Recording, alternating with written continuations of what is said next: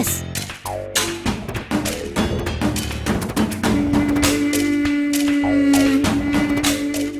S, இந்த paper எடுத்தா போதும்.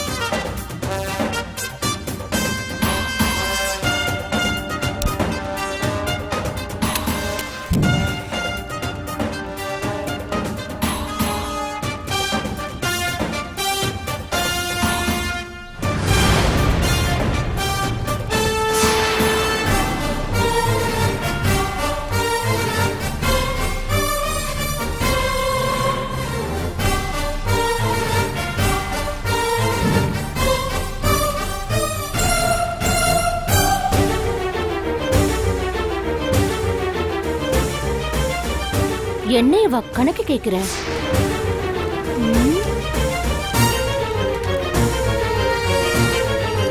உன்னோட கணக்க நான் முடிக்கிறேன்.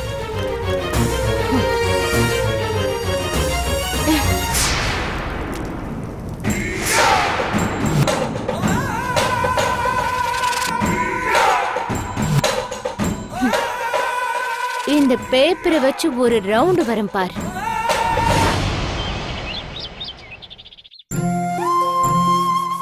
இந்த தமயந்திய வீட்டுல வச்சுக்கவும் முடியல, வெளியே அனுப்பவும் முடியல. அவளால ரொம்ப கஷ்டப்பட வேண்டியதா இருக்கு. உன் அண்ணனுக்கு உதவி செய்யறதுக்காகத்தானே சரவணன் வந்திருக்கான். வீட்டுக்கு வந்தவன அப்படியா பேசணும்? இப்ப அவங்கள இவ்ளோ பேசுறீங்களே, இது எல்லாம் அப்பவே யோசிச்சிருக்கணும். எப்போ? பாட்டி, கல்கிக்கு கல்யாணம் பண்ண முடிவு எடுத்தீங்கல்ல அப்போ. நான் எங்கடி முடிவு பண்ணேன்? எல்லாம் உங்க அக்கா பண்ண வேலை தானே. வீட்டுக்கு பெரியவங்க யாரு? அக்காவா இல்ல நீங்களா? நீங்களாவது இந்த கல்யாணம் வேண்டான்னு ஸ்ட்ரிக்ட்டா சொல்லிருந்தீங்கன்னா கல்யாணம் நடந்திருக்குமா? அப்பெல்லாம் பேசாம இருந்துட்டு இப்ப வந்து தமயந்தி அப்படி பண்றா, தமயந்தி இப்படி பண்றான்னு சொன்னா அவ அப்படி பண்றவ தானே பாட்டி. அவ முன்னாடி யார் சந்தோஷமா இருந்தாலும் அவளுக்கு பிடிக்கவே பிடிக்காது. எனக்கு பண்ணதை விடவா உங்க எல்லாருக்கும் அவ பண்ணிர போறா? பாட்டி, சரவணன் அவ ஏன் வர வேண்டான்னு சொல்றான்னு நீங்க யோசிச்சீங்களா? சரவணன் இருந்தாருன்னா எங்க அண்ணனை வெளியில கூட்டிட்டு வந்துருவாரு. அவர் வெளியில வந்துட்டாருன்னா அப்புறம் அந்த கோயம்புத்தூர் ப்ராஜெக்ட் அவர் கைக்கு போயிடும். அதை எப்படியாவது கல்கிக்கு கொடுக்கணுங்கிறது அவளோட திட்டமே. அதுக்காக தான் சரவணன் அவ வர வேண்டாங்கிறா. ஏண்டி, மௌலிய விடவா இந்த பிசினஸ் அவளுக்கு முக்கியமா போச்சு? அது மட்டும் இல்லாம அப்படியெல்லாம் ஆசைப்படுறவன் இல்ல கல்கி. அவனை பொறுத்தவரை நாம என்ன செய்ய சொல்றோமோ அதைத்தான் செய்வானே தவிர அவனுக்குன்னு எந்த ஆசையையும் வச்சுக்க மாட்டான். இப்ப நாம மட்டும் இல்ல, அவனும் கூட அவ மேல கோவப்பட்டுட்டு தான் இருக்கான். ஏற்கனவே அவ ஏதோ சொல்லிட்டாங்கிறதுக்காக அவளை கை நீட்டி அடிச்சிட்டான்ல. அதே மாதிரி இந்த சொத்தை பிரிக்கிற பேச்சு வந்தப்போ அவன் எதுவுமே வேண்டான்னு தான் சொன்னான். அவனுக்காக தமயந்தி இதெல்லாம் பண்றாங்கிறது சரியில்லை.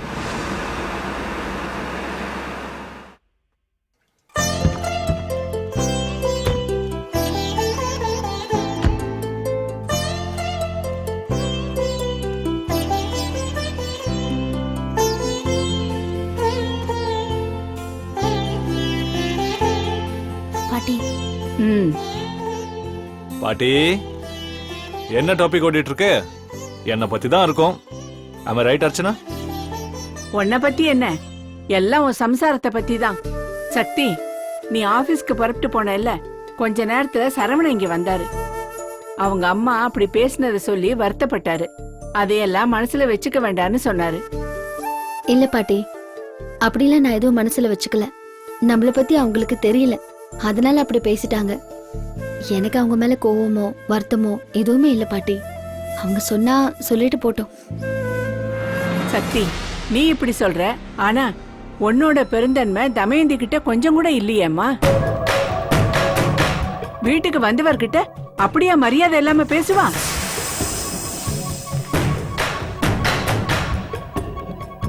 அவங்க அம்மா ஏதோ ஒரு வார்த்தை சொல்லிட்டாங்களா, அதுக்காக சரவணங்கிட்ட இப்படியே நம்ம பேசுறது? அதுக்காகத்தான் சொன்னேன் அவளை உன் கூட கூட்டிட்டு போக வேண்டான்னு. மத்தவங்க தப்பா பேசுறாங்களோ இல்லையோ, இவளே அப்படி பேச வச்சிருவாக்கா. அவளை பத்தி தெரிஞ்சும் அவளுக்கு ஏக்கா சப்போர்ட் பண்றீங்க? அண்ணனை வெளியில கூட்டிட்டு வர்றதுக்கு அவளால முடியல. பின்ன எதுக்காக அவ சரவணனை தடுக்கணும்? அவ என்ன அண்ணன் வெளியே வரக்கூடாதுன்னு நினைக்கிறாளா? போய் அவளை போய் இந்த வீட்டுக்கு கூட்டிட்டு வந்திருக்கீங்களேக்கா. ச்சே. அர்ச்சனா, என்ன இப்படி பேசுற? இப்ப தமயந்தி என்னோட மனைவி, அத மனசுல வச்சுக்கிட்டு பேசு.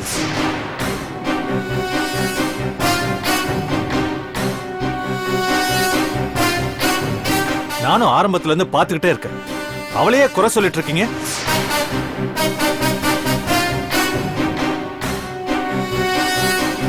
கல்யாணத்துக்கு முன்னாடி உனக்கும் தமயந்துக்கும் என்ன வேணா நடந்திருக்கலாம். அதையெல்லாம் அப்படியே விட்டுறணும்.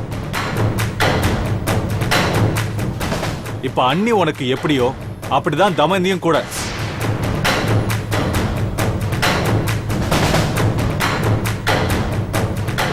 தமயந்திய மரியாதை இல்லாம அவ இவன் பேசிட்டு இருக்க.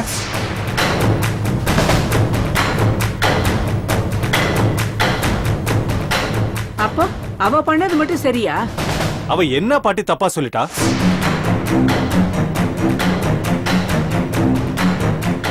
சரவணனோட அம்மா வந்து அண்ணிய பத்தி தப்பா பேசிட்டாங்க.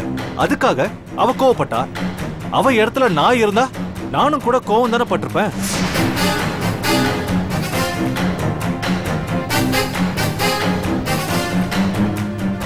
நானும் ரொம்ப நாளா கவனிச்சுட்டு தான் இருக்கேன் பாட்டி. இங்க எது நடந்தாலும் அதுக்கு தமயந்தி தான் காரணம்னு குறை சொல்லிட்டு இருக்கீங்க.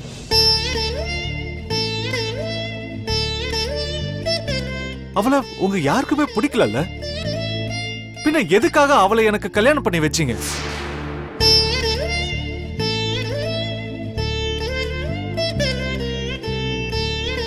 பண்ணாம மட்டும் இருந்திருந்தா நானும் நிம்மதியா இருந்திருப்பேன். அவளும் கூட நிம்மதியா தான் இருந்திருப்பா.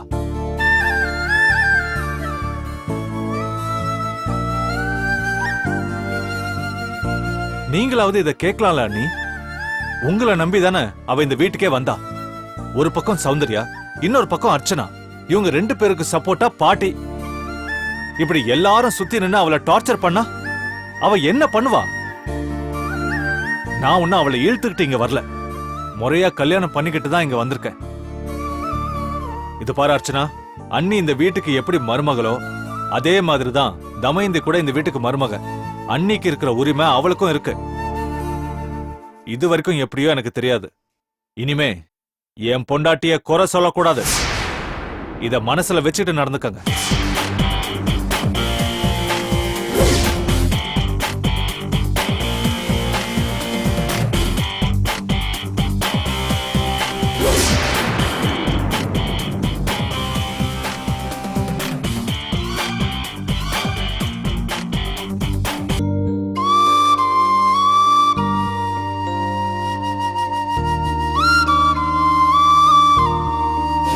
இப்ப தமயந்தி என்னோட மனைவி, அத மனசுல வச்சுக்கிட்டு பேசு.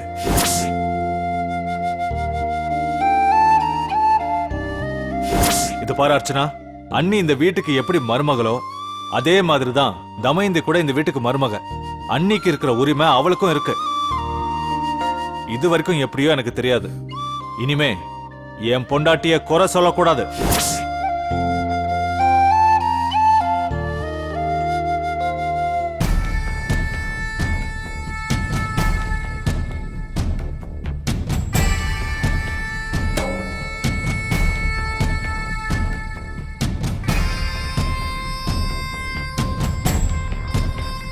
என்ன தமயந்தி, வழக்குக்காக யோசிக்கிறத விட வாழ்க்கைக்காக யோசிக்கிறது அதிகமா இருக்கும் போல இருக்கு. நீ படிச்ச படிப்பு உனக்கே பயன்படல இல்ல? உன்ன மாதிரிதான் நிறைய பேர் இருக்காங்க. படிச்சுட்டாலே அறிவு வளர்ந்துடும் நினைக்கிறாங்க. படிச்ச படிப்பு வேற, அனுபவ அறிவு வேற. இதுல நான் சொன்ன ரெண்டாவது தான் வாழ்க்கைக்கு உபயோகமா இருக்கும். சரி, அதை விடு. நீ என்ன யோசனை பண்ணிட்டு இருந்த? கல்கியை பத்தி தான் யோசிச்சுட்டு இருந்தேன். அவனை பத்தி யோசிக்கிறதுக்கு என்ன இருக்கு? அவன் தான் அந்த விட்டு அடமான பொருளாயிட்டானே. இல்ல இல்ல, நீங்க நினைக்கிற மாதிரி இப்ப இல்ல. அப்படியா? ஆமா. இப்போ அவர் எனக்கு சப்போர்ட் பண்ணி பேசுறாரு. ஒரு நாள் நானும் சக்தியும் சரவணன் வீட்டுக்கு போயிருந்தேன்னு சொன்னேன்ல, அங்க சரவணனோட அம்மா சக்தியை கூட தப்பா பேசிட்டாங்கல்ல. அங்கதான் என்னால எதுவும் பேச முடியலையே, நான் பேசாம வீட்டுக்கு வந்துட்டேன். அதுக்கப்புறம் நேத்து சரவணே எங்க வீட்டுக்கு வந்திருந்தாரு. அவங்க அம்மா அப்படி பேசினதை வச்சு நான் அவர்கிட்ட ரொம்ப சத்தம் போட்டுட்டேன். அது பாட்டிக்கு பிடிக்கல. அதுக்கப்புறம் இந்த விஷயத்த பாட்டி சக்தி கிட்ட சொன்னாங்க. அப்ப கல்கியும் இருந்தாரு. பாட்டி அப்படி பேசினதுக்காக கல்கி ரொம்ப கோவப்பட்டாரு. அண்ணி இந்த வீட்டுக்கு எப்படி மருமகளோ அதே மாதிரிதான் தமயந்தி கூட இந்த வீட்டுக்கு மருமக. அன்னிக்கு இருக்கிற உரிமை அவளுக்கும் இருக்கு. இவ்வளவு சீக்கிரம் எப்படி மாறினாருன்னு எனக்கு ஆச்சரியமா இருக்கு. இதுக்கு முன்னாடியும் அவங்க என்ன பத்தி பேசிருக்காங்க. அப்பெல்லாம் கல்கி இந்த மாதிரி பேசினதே இல்ல. எப்படி மாறினாருன்னு தான் எனக்கு புரியல. தமயந்தி, பச்சோந்தின்னு ஒரு உயிரினம் இருக்கு தெரியுமா உனக்கு? அது எந்த மரத்துல இருக்கோ அந்த மரத்தோட கலருக்கே தன் நிறத்தை மாத்திக்கும். ஏன்னா எதிரிங்க கிட்ட தப்பிக்கிறதுக்கும் தனக்கு இறைய தேடிக்கிறதுக்கும் அது யூஸ்ஃபுல்லா இருக்கும். நீ சொல்றதெல்லாம் பாக்குறப்போ கல்கியும் தன்னோட நிறத்தை மாத்திக்கிட்டு இருக்கான்னு நினைக்கிறேன். ஆபீஸ்ல இருந்து பணத்தை எடுத்தா கணக்கு கேட்கறாங்கிற, வீட்டுல தலையாட்டி பொம்மையா இருக்கேன்னு சொன்னா கோபத்துல உன்னை அடிக்க வராங்கிற, அவன் பேர்ல உருவாக்கின கம்பெனிய இன்னொருத்தருக்கு கொடுக்க போறாங்கன்னு சொன்னா அதுக்கும் சந்தோஷப்படுறாங்கிற. சரி, எல்லாத்தையும் விட்டு தள்ளு. உங்களுக்குன்னு ஒரு வாரிசு வேணும்னு கேட்டா கூட மாட்டேன்னு சொல்றாங்கிற. அப்படி அடிமையா இருந்தவன் இன்னைக்கு இந்த அளவுக்கு மாறி இருக்கான்னா நிச்சயமா இதுல ஏதோ உள்நோக்கம் இருக்கு. இப்ப இல்ல தமயந்தி, அவனை நான் எப்பவுமே நம்ப மாட்டேன். பிரேம நம்புவேன், அவன் வார்த்தையில அவன் உறுதியா இருப்பான். நான் எதிரியா நினைக்கிற சக்தியை கூட நம்புவேன், அவன் மனசு மாற மாட்டா. ஆனா இந்த கல்கியை மட்டும் தான் நம்ப மாட்டேன். ஏன்னா அவன் சொந்த புத்தி இல்லாதவன். அவன் மாறிட்டான்னு சொல்றத என்னால ஏத்துக்க முடியல. இன்னைக்கு அப்படி பேசுறவன் நாளைக்கே மனசு மாறுவான். சக்தியை போல அந்த வீட்டுக்கு நீயும் மருமக, அவளுக்குள்ள அத்தனை உரிமைகளும் உனக்கு இருக்குன்னு சொன்னான்னு சொன்னீல்ல. எங்க அந்த உரிமையை வச்சு அந்த வீட்டோட சொத்தை பிரிக்க சொல்லு பாப்போம். சொத்து கூட ஒரு பக்கம் இருக்கட்டும், இப்ப அந்த ஆபீஸ அவன் தானே மெயின்டைன் பண்ணிட்டு இருக்கான். எங்க அந்த ஆபீஸ் அவன் பேருக்கு மாத்த சொல்லு பாப்போம். தமயந்தி, தலையாட்டி பொம்மை தானா தலையை ஆட்டாது. யாராவது தலையை ஆட்டி விடணும். நீ சொல்றது உண்மையா இருந்தா நீ வேணா அதை செஞ்சு பாரு. அவன் தலையும் உன் பக்கம் சாயி. திலீப் தானே உனக்கு பிரச்சனையா இருக்கான். அவன் இருக்கிறதுனால தானே எதுவும் செய்ய முடியாதுன்னு சொன்னீல. கல்கிட்ட சொல்லி அந்த திலீப்பை முதல்ல வெளியே அனுப்ப பாரு. இல்லங்க, அப்படி திடீர்னு நான் சொல்ல முடியாது. திலீப்ப சக்தி தான் ஆபீஸ்ல கொண்டு வந்து வச்சிருக்கா. திடீர்னு அவனை தூக்கிட்டா அதுக்கான காரணத்தை சொல்ல வேண்டியிருக்குமே. அதுக்கு தான் நான் ஒரு பெரிய விஷயத்த பண்ணி வச்சிருக்கேன்.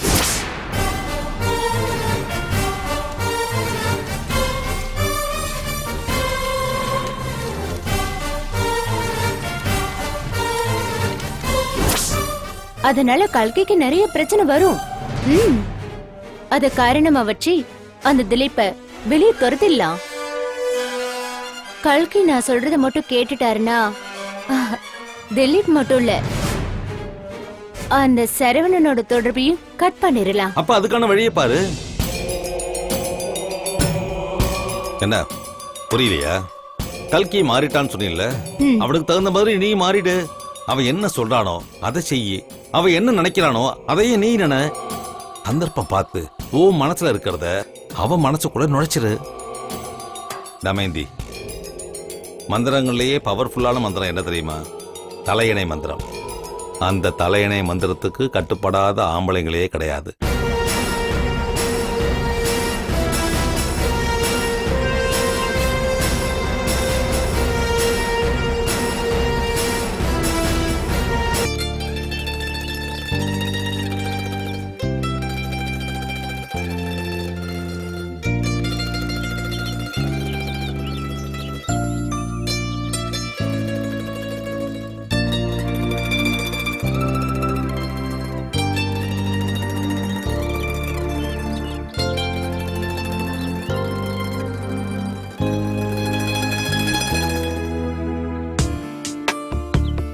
என்ன தமைந்தி, என்கிட்ட ஏதோ தனியா பேசணும்னு கூட்டிட்டு வந்து எதுவுமே பேசாம இருக்க?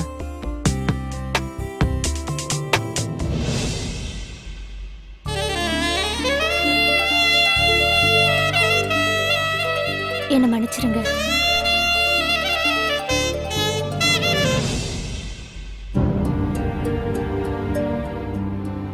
மன்னிக்கிறதா? நீ என்ன தப்பு பண்ண தமைந்தி?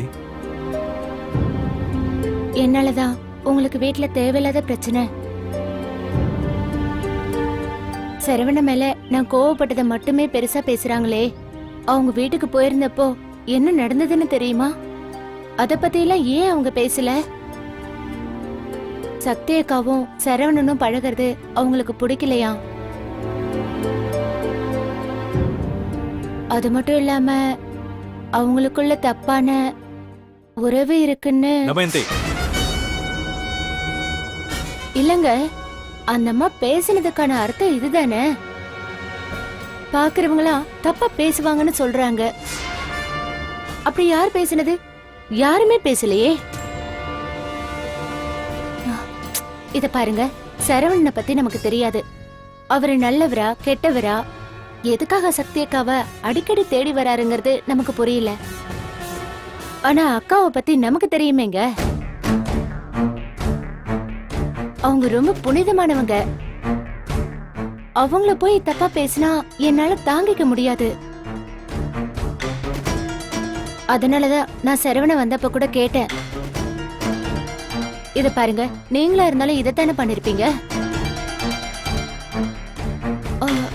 எனக்கு ஒரு விஷயம் புரியல. எதுக்காக பாட்டி வந்து சரவண மேல இவ்வளவு பிரியமா இருக்காங்க? இவ்வளவுக்கும் சரவணனும் அவங்க அம்மாவும் நம்ம வீட்டுக்கு வந்திருக்கும் போது அவங்க மேல கோவப்பட்டது பாட்டி தானே. இப்ப மட்டும் திடீர்னு ஒரு மாற்றம். பாட்டி மட்டும் இல்ல, இப்ப சௌந்தர்யாவும் அர்ச்சனாவும் கூட சரவணனை ரொம்ப உயர்வா நினைச்சிட்டு இருக்காங்க. கேட்டா அவர்தான் மௌலி அண்ணனை வெளியில கூட்டிட்டு வருவாராம்.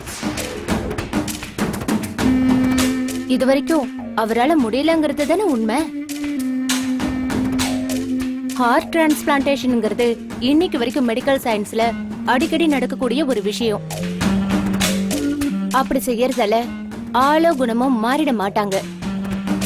ஆனா இதெல்லாம் ஏன் அவங்க புரிஞ்சுக்க மாட்டேங்கிறாங்க? வார்த்தைக்கு வார்த்தை சௌந்தர்யா சரவணனை அண்ணா அண்ணான்னு கூப்பிடுறா. இதெல்லாம் என்னங்க?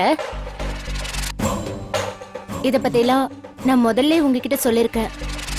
நீங்களும் என் மேல கோவப்பட்டீங்களே தவிர நான் எதுக்காக சொல்றேங்கிறத நீங்க புரிஞ்சுக்கவே இல்ல. மௌலி அண்ணன் தப்பு பண்ணலங்கிறது நம்ம எல்லாருக்குமே தெரியும். எப்படியும் அவரு வெளியே வந்துருவாரு. இதுக்கு நடுவுல எதுக்கு அந்த சரவணன் நம்ம குடும்பத்துக்குள்ள வரணுங்க? இது பாருங்க, அர்ச்சனாவும் சரி சௌந்தர்யாவும் சரி இப்ப வரைக்கும் என்ன விரோதியா தான் பாக்குறாங்க. நானும் உங்க வீட்டு மருமகன்னு அவங்களுக்கு கொஞ்சம் கூட அந்த எண்ணம் வரவே இல்லை. நான் இல்லாத நேரத்துல உங்க வீட்டுல இருக்கிறவங்க பாட்டிக்கிட்ட அதையே இதையே சொல்லி அவங்க மனசையும் கலைச்சிடுறாங்க. நீங்க கூட எனக்கு ஆதரவு தராம தானே இருக்கீங்க.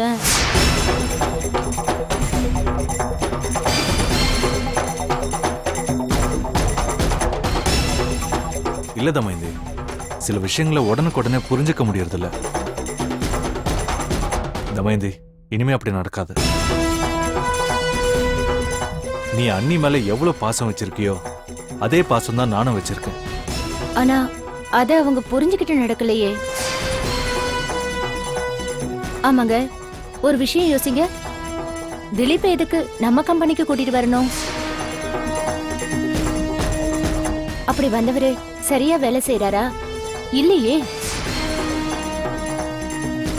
இதுக்கு முன்னாடி ஒரு பெரிய கம்பெனில வேலை செஞ்சவர்னு தெரியும்ல? தெரியும்.